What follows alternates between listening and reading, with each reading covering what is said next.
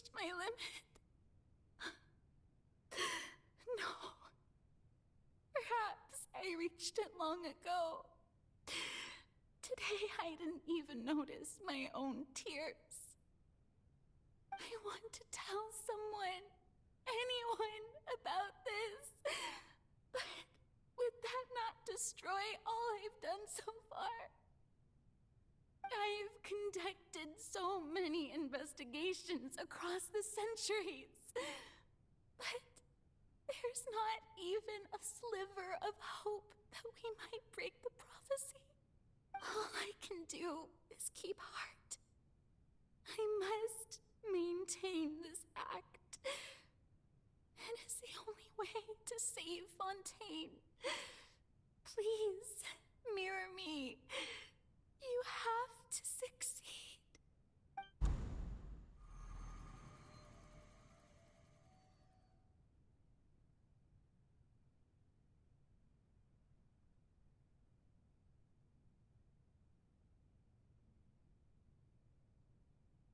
Farina, you don't have to shoulder this burden alone. Although I don't know what you might be keeping from everyone, your people are more than willing to share your burden with you.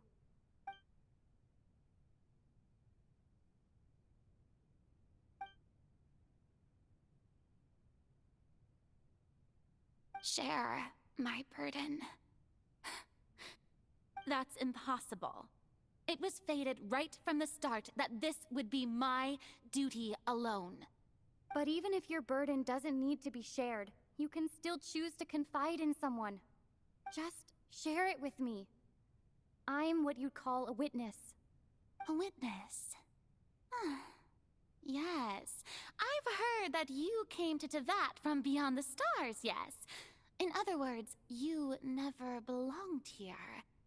And if Tevat is, in its entirety, a show on a stage, then you're just a spectator, aren't you? If that's the case... She's right. I could confide in her, couldn't I?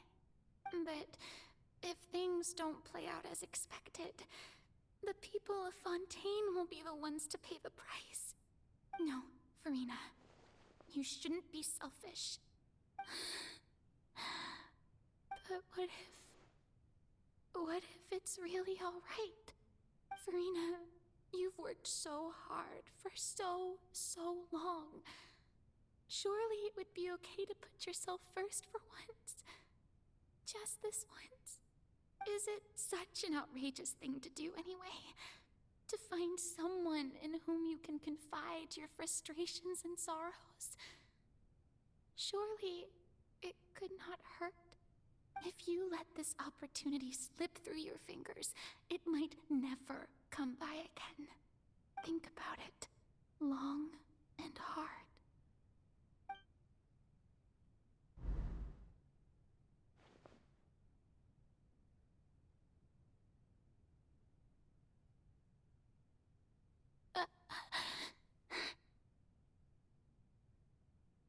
No, I have nothing to say. I am Farina, the Archon of Fontaine. Everything will surely get better. All you need to do, dear spectator, is to witness my performance until the curtains fall.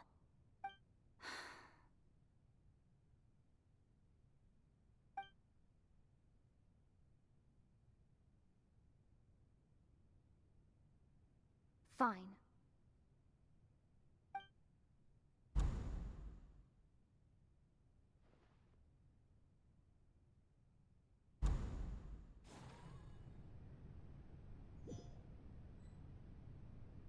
So even Farina doesn't know the truth? You've never once let her in on the full plan? Yes, it had to be done. To deceive the heavenly principles, you must first deceive yourself. She did very well. If she had let her resolve falter even once in these 5 centuries, Fontaine would have been doomed to the most tragic fate. It seems that trusting humanity was the right decision after all. I believe that I understand how your deception works. But that is only half the truth, is it not? How would you build on this foundation to save the people of Fontaine? That is the most important thing. Ah, good, good. Of course, the Iudex of Fontaine has pinpointed the crux of the issue. I'm sure you've long sensed that the Oratrice is no simple machine, yes? I've always suspected that it had its own consciousness. And Lenny did mention that he heard a human voice within the core chamber. It now seems that that person was you, hidden within the machine all along. Am I right? And then I became one with the Oratrice, taking Fontaine's gnosis with me. Yes, it would seem so, wouldn't it? Alas, your understanding of this device still lacks sufficient depth. In truth, it is no enactor of justice. It is, in fact, a device created to kill the god of justice. I beg your pardon? Oh, you have it. And to be more precise, not only will the Oratrice take down the god of justice, it will also take down the divine throne upon which she has been placed. I mean, did you think I would be the sort to enjoy peaceful repose while Farina suffered? My work over these last 500 years has been to constantly accumulate indemnitium within the Oratrice. But really, some have already discovered that only a small fraction of the energy generated by the device was ever used to provide power to Fontaine. The vast majority had to be, accumulated to enact this death sentence. It was all a part of your plan, then? Both the trial and the sentence? Indeed. This power, accrued over 5 centuries, could have sustained Fontainians for millennia, had it only been used for that purpose. Almost all of it has now been stored within the Oratrice. But only power of this magnitude could hope to destroy the Hydro Archon's divine throne, shaking the rules established by Celestia, and breaking through the institution that is the Seven. So the Oratrice's call for death was for neither Farina nor Focalor, but for the Hydro Archon. The destruction of that divine throne. If I do not misunderstand your intent, you must be... Returning what's rightfully yours to you, of course. In other words, this was all done to return the authority of the Hydro Archon to the Hydro Dragon of this planet. But...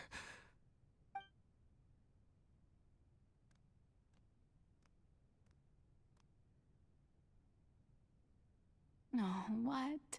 Getting sad again, are we? The authority of the ancient dragons shall soon be yours once more, O Hydro Dragon Sovereign.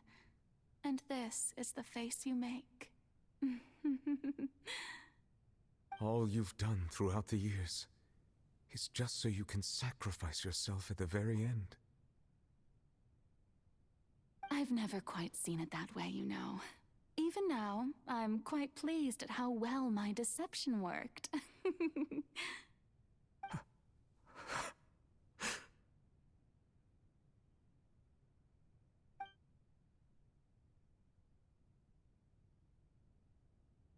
Hydro Dragon,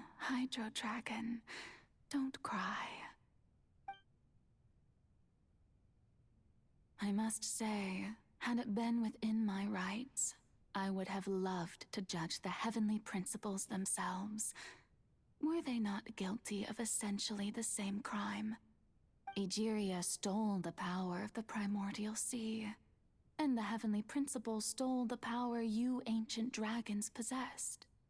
I, for my part, am the god of justice. And is it not just that your original powers should be returned to you? Speaking of justice, I have always believed that justice lies in the process of pursuing human existence itself. So, if the theft of the primordial sea's might was Fontaine's original sin, Then, leaving matters of procedural right and wrong aside, the descent of the Fontainians as humans and their right to exist in this world would be Fontaine's original justice. In other words, existence was Egeria's justice, and to me, justice is the continuation of that existence. Defying the prophecy and ensuring that Fontaine's people shall live on, that should be the justice enthroned over all others. At this point, we, whether it be myself or all other Fontainians, have shouldered the burden of this sin for far too long. Iudex Nervillet, the highest judge in our land, when you regain your full power as an elemental sovereign, what verdict shall you pass upon us? So when I was invited to the court of Fontaine to serve as Iudex, I see now that that was your idea too. At last, I now understand the true purpose behind this position. In the beginning, I was uninterested in human existence. But these 5 centuries of living alongside them have gradually brought about mutual understanding between us. And I have even attempted to feel as they feel. You are a devious one, Focalors. Things being as they are, surely you know that I could never declare them to be guilty.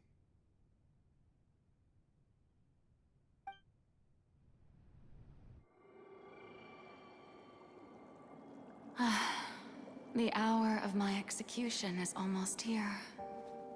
For the sinner, the curtain call has come. I know I may not sound it, but faced with death, I find myself a little afraid. Perhaps this is one thing both gods and humans have in common.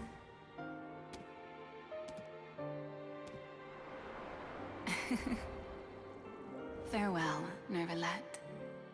I hope you've enjoyed the part you played these 500 years.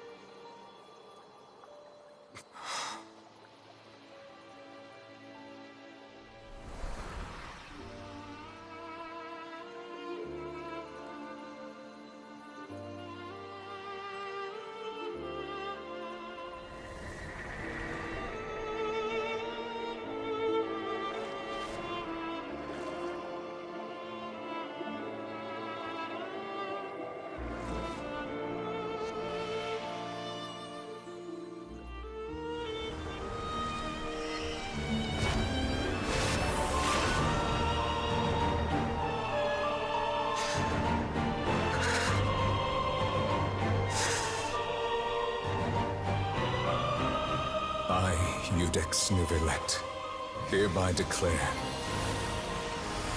people of Fontaine, your sins are forgiven.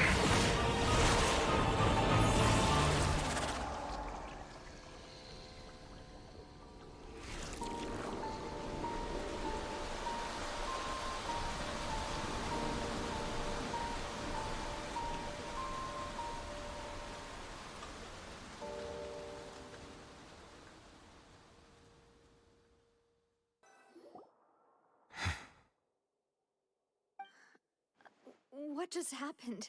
I played these 500 years.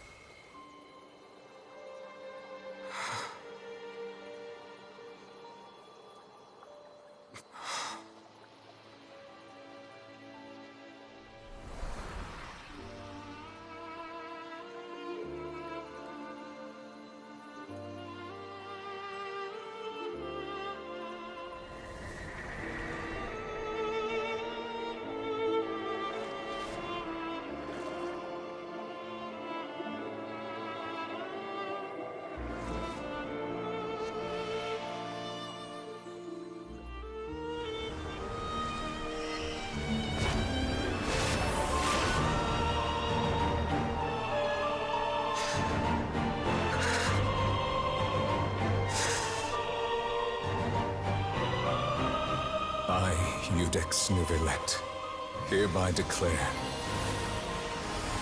people of Fontaine, your sins are forgiven.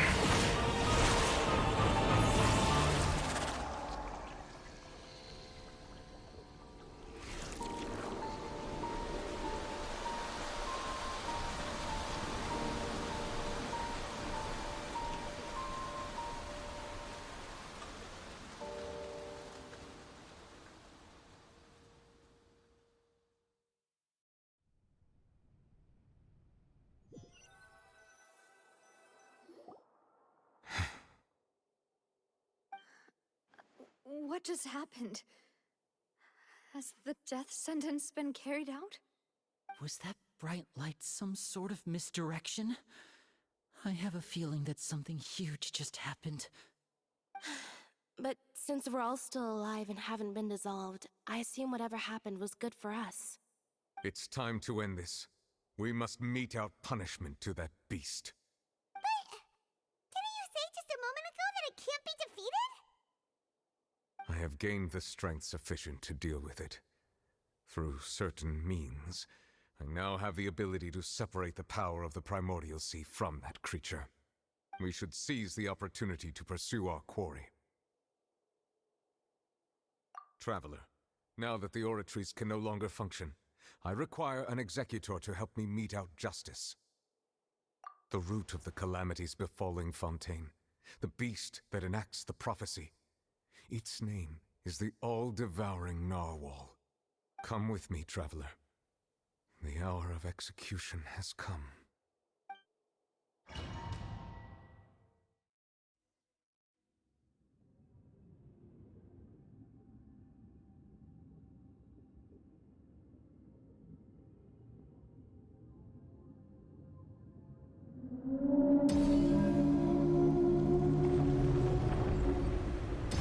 We're going to execute it? But how are we going to do that? It's huge! I've already done my best to separate the power of the Primordial Sea from the whale. Considering the size of the beast, I cannot reach the power source. Unless we can find a way to attack it from within. We shall share a part of the ancient dragon's power with it. We shall look for an opening together. I can feel its sorrow turning into hostility. The all-devouring narwhal cannot resist its instinct to devour. Continue to trigger its hostility. Chance will present itself.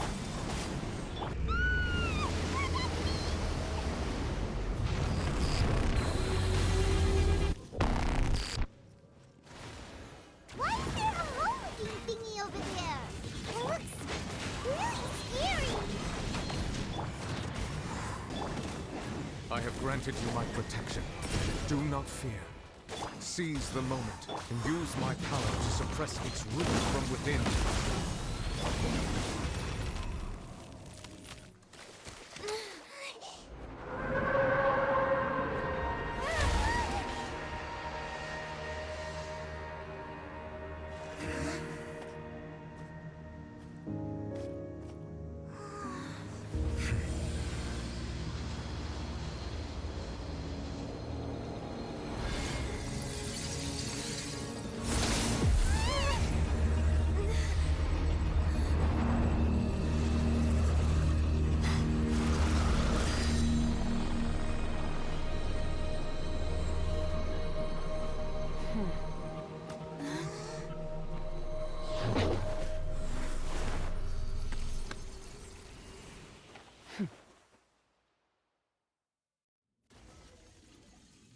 Thanks for helping with the cleanup. It should have been my job, but... oh well. It was just supposed to be a short private training session for me. I didn't think that my disciple and my master's pet would start brawling in the meantime. Well, actually, I had a feeling that it would happen at some point, but they bumped into one another earlier than I thought. What a blunder. I suppose I'll have to swing my sword 3 million times as penance. That power. Who are you exactly? Paimon has an idea. From what she said earlier, she must be Child's master. Skirk, right? It's just that he gave us the impression that she was the less talkative person. I simply did not have anything to say to the weak. But you, on the other hand, managed to defeat the all-devouring narwhal without using power from beyond this world. So you may speak to me as equals. I have to agree. It's a strange use of a planet's primordial waters just to raise an all-devouring narwhal. That kind of power is wasted on it. It's not cooperative. It eats too much. And I have more important things to do with my time than pet sitting. The only thing that creature has going for it is its looks. All in all, it fails as a pet. Miss Skirk? I think you might have missed the point. The point being? Well, being that this pet almost destroyed an entire nation. So what sort of person is your master? Well, child's master's master. Wait, is that right? Oh, right. So you don't know him. Sorry, I assumed you did. His name is Sir Taloji. Huh? I am unfamiliar with that name. Huh. So Master isn't sufficiently famous. How should I describe him then? Have you heard of the name The Fowl? The Fowl? Still nothing? Well, how about the Visionary? Vetterfulnir then? Or Gold Rhine-Daughter? Ooh, that one we've heard. Rhine-Daughter's part of the Hexen Circle. She's Albedo's mom, right? Oh, so you do know that name. To be honest, I also heard all of those names and titles from my master. I don't actually know them either. But I suppose you understand now, yes? My master is likely a similar sort to Rhine-Daughter. They are both pursuing some form of perfection. Wait, didn't you also mention a visionary person? Hyman didn't quite catch their name. Actually, never mind that. I believe it expedient to inform you that the all-devouring narwhal used up nearly all its strength fighting you. Such roiling hydro energies will prove difficult for the planet's deep seas to digest. As such, the Fontaine back on the surface has most likely been thrown into chaos. In other words, the prophecy that you've been fretting over should now be in full swing. What?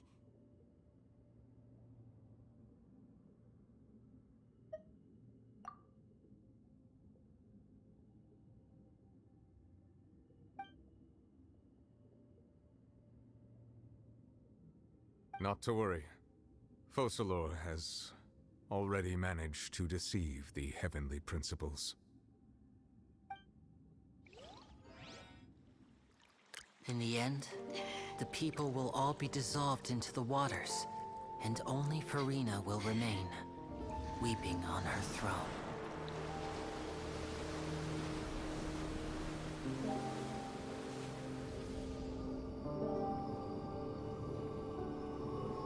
Only then will the sins of the people of Fontaine be washed away.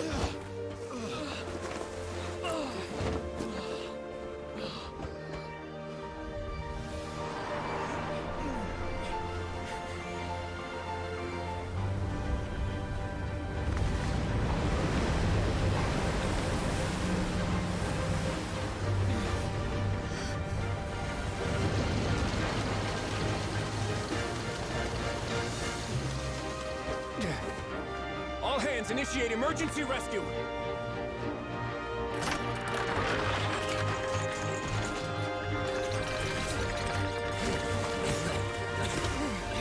Hurry!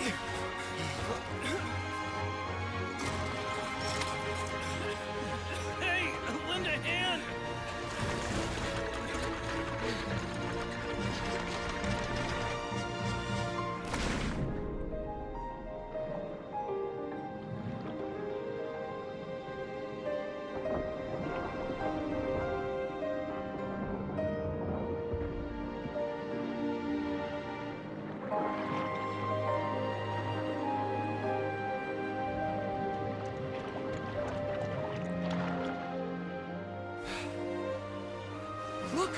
The water's receding!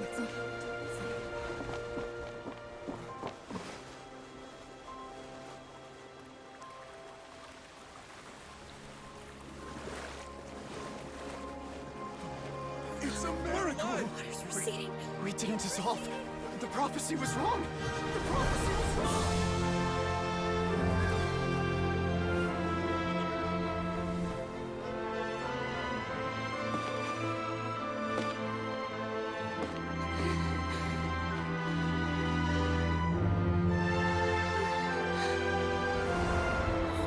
Are you alright?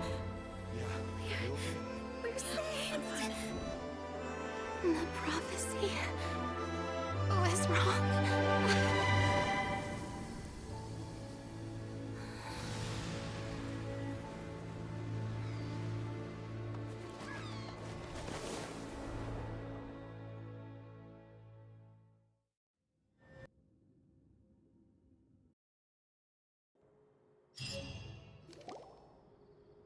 The soil renewed.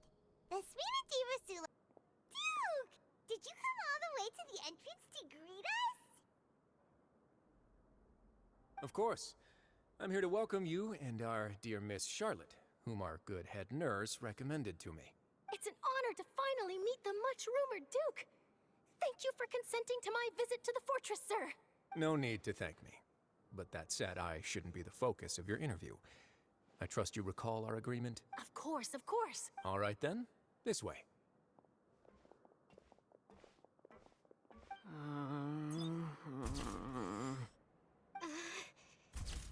Hey, no need to be so nervous. I've already taken all the photos we need. Miss Charlotte, do these pictures really need to be published on the cover of the Steambird? It would seem that Miss Lorvine doesn't want her face to appear beside that of Mr. Jurier, Sir, please don't say things like that. But it looks like dear Mr. Jurier denies it. Might this interview be very important to you then? No, I just... This is my first time being interviewed, and I'm very thankful to the Steambird for... Now, I might not look it, but I actually did meet Mr. Edwin once. And I'll be honest, I enjoyed chatting with you more. You've definitely got more of that genius vibe going on. The boat that brought about a miracle, the ark that saved the people. Why, you recreated a myth. Still, if I might ask, where's that flying ship now? Huh. Looks like Charlotte's trying to get herself another exclusive scoop. I have What's going on? apologize, but that ship Hold is on, bro. presently in the What's going bowels on, of our man? factory. I mean, I ain't hear him say that, but I just heard you say that he said that. Really? I didn't hear anything crazy. That's why I had it. That's why I muted it, bro. Cause I was like, "What you talking about?" No, I ain't hear nothing crazy. You already know my answer, I'm afraid. Best you interview our head nurse instead. To be fair, I'm just focused on this dialogue. So when you said that, I was like, "Why he say that?" Did you really have to use the word couple? Well, then, 2 solo photos will do. Is my hair messed up? Please, someone help me have a look. Things sure are getting pretty lively here. Oh, seems like everyone's here. Would any of you like to... Hey, Miss Shark. Sure. Sure. Do I have to smile? So, how have things been at... Same old, same old. Other than that flying ship. That's why I decided to let the It's interview like at the end of April. How much money should I spend You're too kind, sir. on Genshin Impact? I believe... I bet, bro. You said it, not me. Lots of things happened that day, huh? He sure did win them over, huh? I'll tell them. Hey, that their man, standards I stand asked him, bro, high. and he was The like, good being that their boss seems fine. The bad being that they must face extended sentences for abetting his escape. Oh, actually... What change can there be? The fortress will keep chugging along. "Wait, who he do that to?" As to what Miss Farina's departure will mean for the nation, and if our laws and governance will be transformed, we'll leave those to That's the crazy. I don't folks even remember that, but Hey, everyone. I know you I'm was. gonna shoot I know some you was dope. in the party. But dang, that's crazy, bro. Good. In that case, let's call it a day. Thanks for your cooperation. Come on, You Trevor. think I don't know what let's these go. gremlins do, Till Miss? next time, everyone. There'll be a next time. Maybe. Who knows? I might write a story about the underwater factory next time. You Until think I then, don't know? Test it out. mentioned that she stayed in touch with Traveler, Paimon. Ah, and Miss Charlotte. Hi, Mystic. Would you like a I magic think you tested pocket? out. What sort of gadget? It's a wondrous bag. Trick a friend.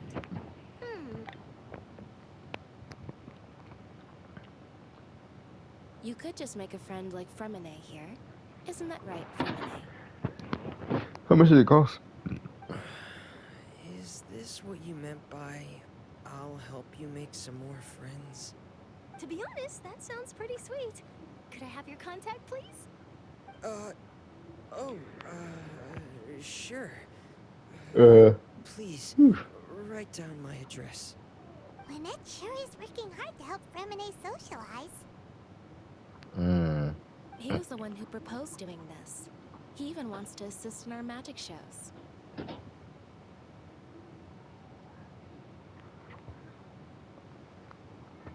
Yes, I was planning to first introduce Pear as an assistant, and later Fremine himself. In the future, I think we can leave underwater escape magic to him too. That said, would anyone want to see a diver escape underwater? Oh, it'll work out. Every journey begins with the first step. He'll become a part of our show eventually. Lynette, could you come over? Miss Charlotte says she wants to take a picture of us. Got it. My, that Charlotte is rather perceptive. She got rid of everyone the moment she realized I had something to say to you. So, how if Father says that you did a great deal during the latest events? She's very grateful for your contributions to Fontaine. That's alright. We were more than happy to help. So, what's she doing now? Oh, I guess you haven't heard. Well, after Lady Farina left, Father and Monsieur Neuvillette opened negotiations, during which he gave Fontaine's gnosis to her as a diplomatic gift.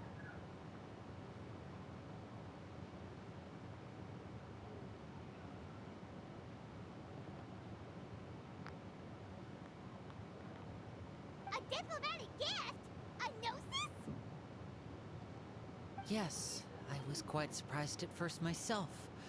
But when I thought it over, there were actually a number of things going for it.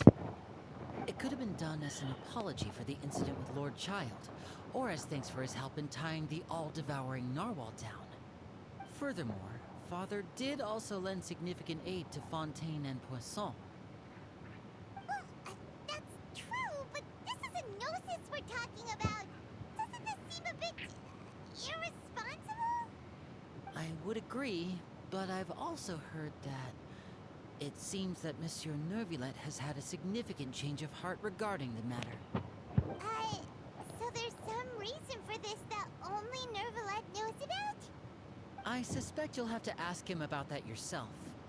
Ah, yes, speaking of which, I did see him strolling around the entrance to the Fortress of Meripede a while back. Isn't he real busy and stuff?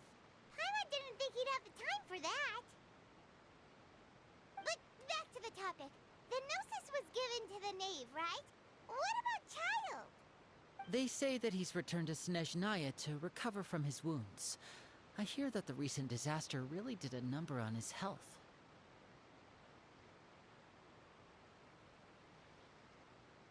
That's true. When you think about it, we've had loads of run-ins with the Fatui. To think we'd be allied with them this time. So shocked by such a simple switching of sides?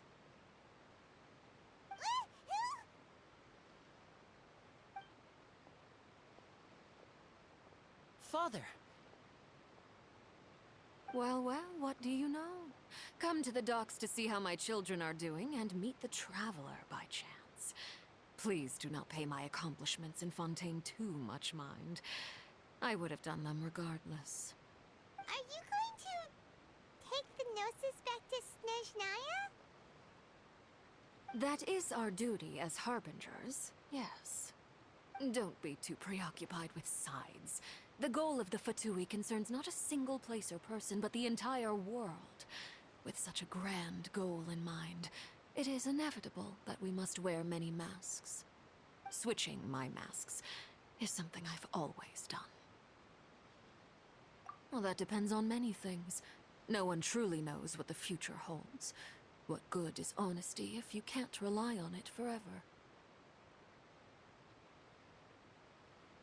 As for you, I very much look forward to our next collaboration. Good things cannot be achieved alone, and you've proved yourselves to be great partners. A vision? All right. I'll remember to return it. Thank you for keeping it safe for him this entire time. And that's a wrap for me. Huh? You're... Greetings, Miss Journalist. Hello. If I'm not mistaken, there are diplomatic channels I'll need to report to take a photo of you. That is correct. So forgive me, but I will not be able to serve as a subject in your article. However, feel free to write as much as you'd like about our dear magicians and our upcoming rookie talent. I will. The sea breeze is quite pleasant. I shall continue my walk while the weather remains so agreeable. Farewell. Farewell, Father. Oh, she has such an intimidating presence. I didn't even dare to take a picture. Thankfully, I've already wrapped up all my pre-scheduled interviews. Don't be too nervous. Why don't you take a magic pocket before you go? Here, traveler, Paimon. To move things about? That's right. Funny. I was giving out magic pockets when we first met, too. And what do you know? I guess this must be life. We will all... Alright then. We'll be Well, guess we sent Charlotte off. Shall we go see what Neverlett's doing? Of course he's not so busy that he doesn't have time to chat anyway. The entrance to the fortress! Ooh, he really is there!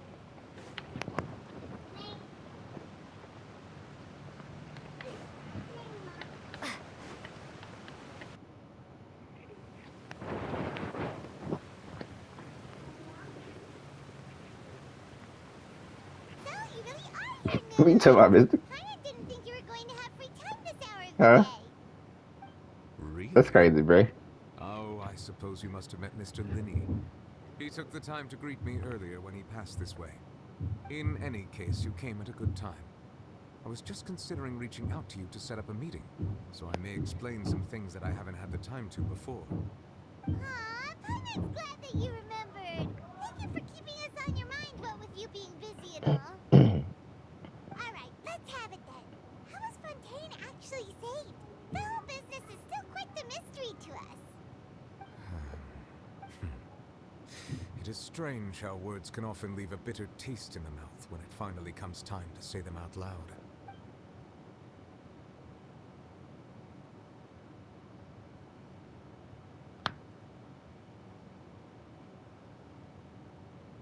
Whoa. So that's what happened? Focalor destroyed the divine throne of the Hydro Archon and restored your power to you, transforming you into a fully fledged elemental dragon sovereign. But Paimon still doesn't quite get what you did to save the Fontanians from dissolving. For me, the authority of the ancient dragons refers to absolute control over the hydro element. Fontanians were incomplete humans born of Egeria's use of the power of the primordial sea, with constitutions similar to that of mimics. But so long as those primordial energies remain within them, I could use the ancient dragon's authority to grant them true blood, after the fashion in which life was first brought into being on this planet. In other words, when I gave my verdict, Fontanians became true humans. Let's go. They true humans now. Let's go. Yay. Hancock could never. That game sucks. Your verdict was the key Calm down, Severus. to have come true while saving everyone. I know he ain't just say he's playing Monopoly. Focalor finally managed to fulfill the original Hydro Archon's Oh wish no. to turn Oceanids into real people too. It seems from your expression. I'm not playing, I'm playing the real game. You wish to ask. Ask away. I will tell you the truth as I know it. I promise you, nobody care about that Monopoly up there, bro.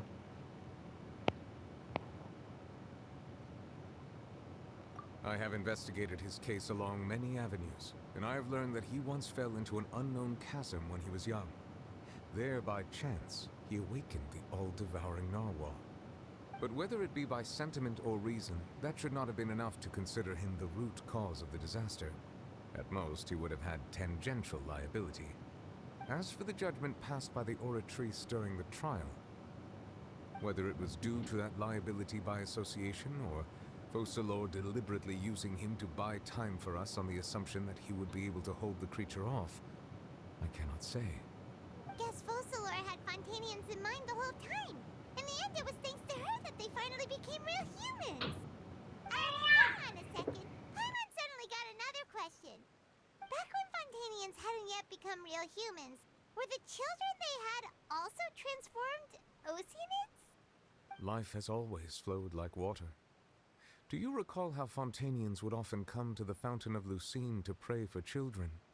Yeah, Lynette said the fountain is where all the waters in Fontaine converge. In truth, even those couples did not know that such prayers were no mere custom, but instead a form of ritual. Those Oceanids who were blessed within the spring water would later descend as new humans in the coming months. Paimon sorta gets it now. Either way, it seems like this ritual won't be of any further use, but it'll probably live on as a local custom. Ask away. I will tell you the truth as I know it. Yeah, about that. Risley said Farina has already left. What's that all about? Ah, Lady Farina. The people are only aware that her death sentence has not been carried out. She abdicated the post of Hydro Archon and left affairs related to that title to me, before leaving the Opera House. I related Focalor's words to her faithfully and completely. After hearing them, she seemed neither saddened nor comforted. She simply said that she was tired and needed to rest. Having said that, she then packed her things and moved out of the Opera House, not unlike how an ordinary person might. But she's still got a place to stay, right? You need not worry. I will make arrangements to ensure that she will not want for food, clothing, board, or travel. In truth, I am somewhat happy for her. The wear and tear on her spirit will, of course, take time to heal. But now that she no longer has to play the role of Focalor the Hydro Archon, she can finally lay down her burdens and lead a normal life. What about you then? What are your plans now that you've regained your full powers as the Hydro Dragon? After Focalor passed on, the Oratrice also ceased to function. This matter will directly affect our trials. After much careful consideration, I've decided to take over its role in our courts. From now on, I shall hear cases and pass verdicts by myself. Looks like you're still considering stuff from the perspective of the Udex, huh? As an elemental dragon, there are indeed many things that I must do. But this power and this duty, in a manner of speaking, you could say that both were granted to me. As such, before I attend to my other responsibilities, I must first and foremost continue to serve Fontaine as its highest judge. The duty of the Hydro Sovereign and the duty of the Udex shall coexist within my person. Additionally, the Hydro Archon's departure has brought about another problem, which is that the Opera House shall no longer produce indemnitium. That's true. That power was derived from the people's faith in the Hydro Archon, wasn't it? Wait, but the various mechs and machines in the city are all still okay. Where are they getting their energy from? As I am now, I have full command over New Musia, and it can serve as a complete substitute. Another reason why I cannot quite leave Fontaine immediately. Wow. This ancient dragon's authority stuff is really quite useful, huh? Ask away. I will tell you the truth as I know it. Oh, that's right! They say you've given it to the knave as a diplomatic gift or something! Leaving aside their intentionality, the two Fatui Harbingers have indeed done much for us during this crisis. Their sole remaining goal in Fontaine, at least at this point, would seem to be the Gnosis. The Oratrice has ceased to function. The Hydro Archon's divine throne is now no more, and I do not need the Gnosis's power. As such, it has lost all meaning for Fontaine. If the Fatui have impure designs, then we might as well accede to their request now, and avoid unnecessary conflict. What complicated considerations. Paimon thought you were just giving it to them out of gratitude to the knave and as an apology to Child. Ask away. I will tell you the truth as I know it. You will soon be heading to Natlan, I presume? I'm afraid that I have little talent as a travel guide, so all I can do is tell you what I know about that land. As far as I'm aware, Natlan can be said to be a nation of dragons. A nation of dragons? You mean like you? No, I suspect that I would not find myself welcome there. Unlike ancient dragons such as myself, the dragons of Natlan have undergone long years of development and evolution. Large numbers of them have entered a form of coexistence with humanity. Natlan is also the nation of war. War ravages those lands like an undying flame. There is one other piece of information I got incidentally from my negotiations with the knave that I believe may be useful to you. The harbinger known as the Captain has thrown his hat into the endless ring of war. The Captain. Sounds like a real tough customer. Seriously, everywhere you look, there's a Fatui harbinger doing their thing. I suggest that you fully prepare yourself before going to Natlan. In the meantime, Fontaine's doors will always be open to you. Ask away. I will tell you the truth as I know it. Hang on a sec. Paimon's still got a question about the Gnosis. When we spoke to Linny earlier, he mentioned that your attitude towards giving away the Gnosis had clearly changed. We guessed that there might be some reason for it that only you were aware of. No wonder the House of the Hearth is the Fatui's intelligence division. They are certainly sharp. So regarding this specific issue, I was just getting ready to share something with you. What is it? In truth, I exchanged some further words with that lady named Skirk after sending you two back to the surface. It went something like this.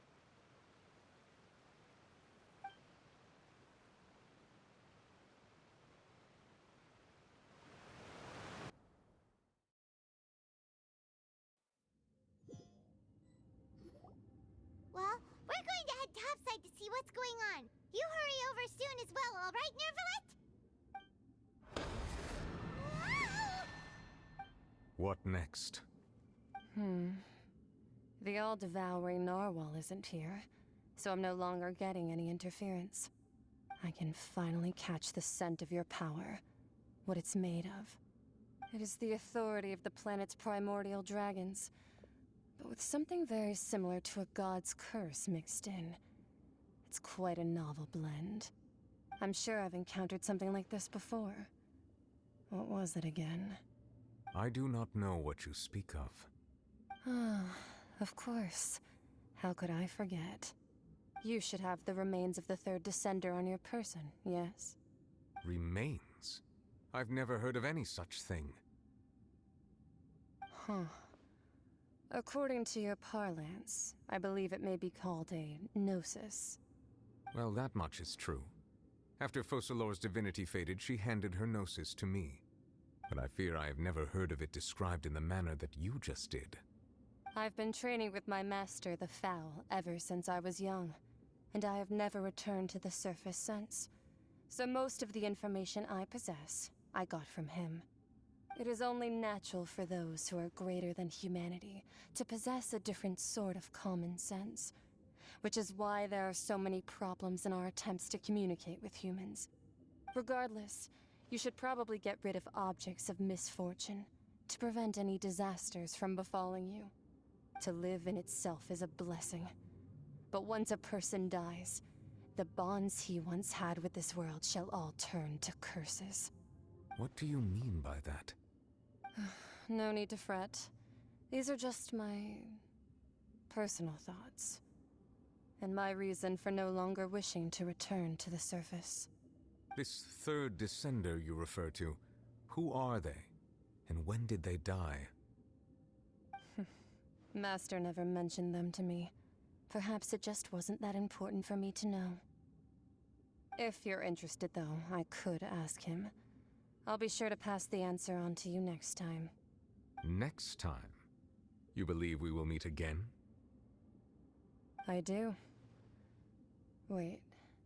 I have a disciple of my own, don't I? He can be the messenger then.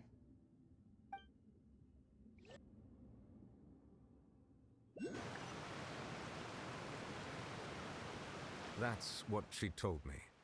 Whether it would prove useful or not, I wanted to pass that information on to you. The remains of the third descender? So that's what the Gnosis actually are. Paimon just thought they looked like chess pieces. How could they be a person's remains? All the same, assuming that there was no misunderstanding or special metaphor at play, that is what she meant to say. And she said that it would bring misfortune and that you should check it, which is why you gave it to the Fatui. If she speaks the truth, then I would simply be putting Fontaine at unnecessary risk by keeping it here.